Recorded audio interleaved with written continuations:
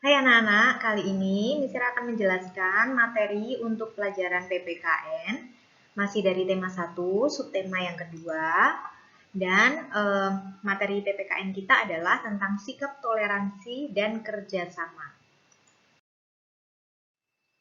Anak-anak coba perhatikan gambar berikut ini. Apa yang menarik dari gambar ini? Apakah semua anak-anak yang duduk di kayu ini terlihat sama atau berbeda?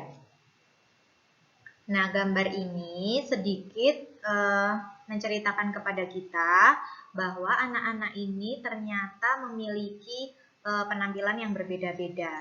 Dan penampilan yang berbeda ini mewakili perbedaan agama di antara mereka.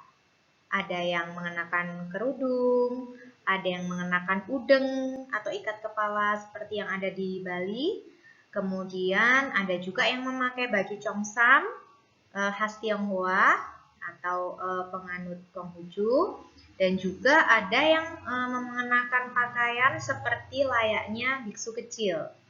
Nah, ini semua adalah gambaran persahabatan di dalam perbedaan. Anak-anak, kita akan membahas mengenai toleransi. Apa itu toleransi?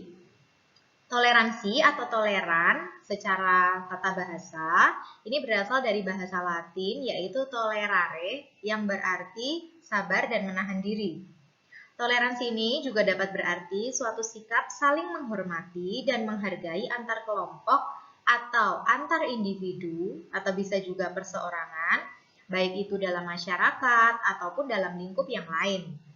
Sikap toleransi dapat menghindarkan kita dari diskriminasi, walaupun banyak terdapat kelompok atau golongan yang berbeda dalam suatu kelompok masyarakat.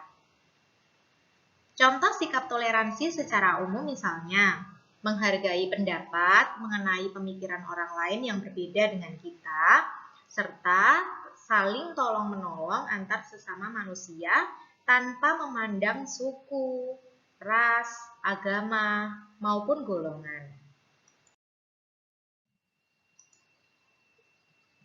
Istilah toleransi mencakup banyak bidang. Salah satunya adalah toleransi beragama yang merupakan sikap saling menghormati dan menghargai antar penganut agama yang lain. Di Indonesia sendiri, kita tahu ada banyak sekali agama. Nah, padahal dalam perbedaan tersebut kita tetap harus saling menghargai karena kita juga bergaul satu dengan yang lain. Kadang kita memiliki teman, sahabat, saudara maupun juga tetangga yang kita hidup secara berdampingan tetapi kita berbeda agama. Nah, sikap toleransi ini sangat penting karena yang pertama salah satunya yaitu dengan tidak memaksakan orang lain untuk menganut agama kita. Yang kedua, sikap toleransi ini dapat terwujud melalui sikap tidak mencela atau tidak menghina agama lain dengan alasan apapun, serta tidak melarang ataupun mengganggu umat agama lain untuk beribadah sesuai agama atau kepercayaannya masing-masing. Jadi ini adalah contoh-contoh sikap toleransi antar umat. Selanjutnya, sikap toleransi ini juga dapat kita kembangkan untuk memupuk dan meningkatkan kerjasama di antara kita. Manusia tidak dapat hidup sendiri. Manusia selalu melakukan interaksi satu dengan yang lainnya. Manusia tidak bisa hidup tanpa orang lain karena manusia adalah makhluk sosial. Seorang anak pasti membutuhkan orang tua untuk melindungi dan merawat dirinya dari kecil sampai nanti dia dewasa dan bisa hidup mandiri. Siswa juga demikian. Siswa pun juga membutuhkan guru untuk membimbing dan memberikan ilmu kepada siswa tersebut.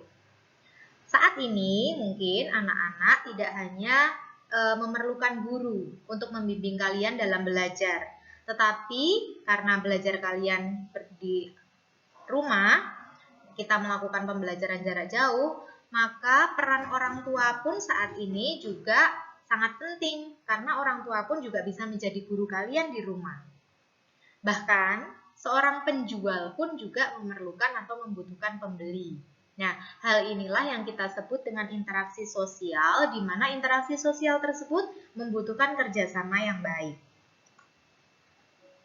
Kerjasama adalah suatu aktivitas yang dilakukan bersama-sama untuk mencapai tujuan bersama dengan lebih mudah. Manfaatnya apa? Yang pertama, pekerjaan menjadi lebih cepat terlaksana. Yang kedua, meringankan beban dari hal yang harus dipikul sendiri. Kemudian yang ketiga, kerjasama dapat menumbuhkan rasa persaudaraan, serta kerjasama juga dapat menjauhkan kita dari perpecahan. Tugas untuk anak-anak minggu ini sesuai dengan materi toleransi dan kerjasama, yaitu sebutkan 5 contoh penerapan kerjasama di lingkungan tempat tinggalmu. Boleh di dalam lingkungan keluarga atau di sekitar tempat tinggal kalian. Silahkan anak-anak bisa berdiskusi dengan orang tua dan menuliskan tugas ini di buku PPKN 2. Kemudian jangan lupa cantumkan tanggal serta mintalah tanda tangan orang tua. Terima kasih.